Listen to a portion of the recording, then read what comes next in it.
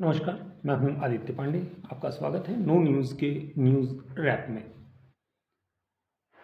प्रधानमंत्री मोदी कल नॉर्वे में थे और उनको पीछे से आवाज़ दे देकर जिस तरह से सवाल पूछने की एक पत्रकार ने कोशिश की और फिर उस पर जो हंगामा हुआ उसको लेकर भारत का विपक्ष बड़ा खुश हो रहा है कि साहब हमने फिर से साबित कर दिया। मतलब उन्होंने एक तरह से जो हेले मालिंग हैं उनको अपना पोस्टर लेडी बना रखा है कि वाह इन्होंने क्या काम कर दिया है। जबकि हकीकत ये है कि वहाँ पर किसी तरह की प्रेस कॉन्फ्रेंस की कोई गुंजाइश नहीं थी। वो वॉटेवर। तो अब प्रधानमंत्री अपने विदेश यात्रा के आखिरी चरण में पहुँचे हैं इटली। और उनके इटली पहुँचते ही सोशल मीडिया पर वही पुराना हैशटैग मेलोडी फिर से ऊपर चल रहा है। मतलब वो हैशटैग फिर से ट्रेंडिंग है।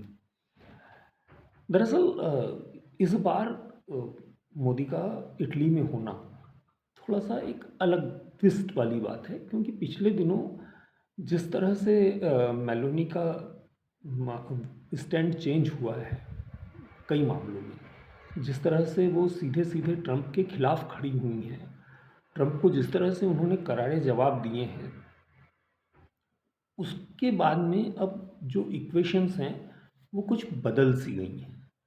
तो इस पूरे दौरे में जो सबसे महत्वपूर्ण है, मान लीजिए कि नॉर्डिक देशों की बात करें तो नॉर्डिक देश अपनी जगह हैं, वहाँ पर भी चूँकि ट्रंप की नज़र है तो वो अपनी जगह है। लेकिन इटली के साथ में अब आगे संबंध कैसे होंगे ये इस तरह से डिफ़ाइन होगा कि अब हमारे अमेरिका के साथ में संबंध किस दिशा में जा रहे हैं। क्योंकि जॉर्जिया मेलोनी ने जिस तरह से ह्यूमिलिएट किया है एक तरह से पिछले दिनों ट्रंप को, जिस तरह से उन्होंने जवाब दिए हैं, जिस तरह से पोप को लेके दोनों के बीच में तीखी बहस हुई है, उसके बाद में इटली और अमेरिका के संबंध कोई बहुत अच्छे रह नहीं गए। इधर चीन में रशियन चीफ पहुंचते हैं पुतिन। मतलब आप चीन की भी वो देखिए कि चीन ने सप्ताह भर के अंदर दो सबसे बड़े देशों के हेड को होस्ट किया है।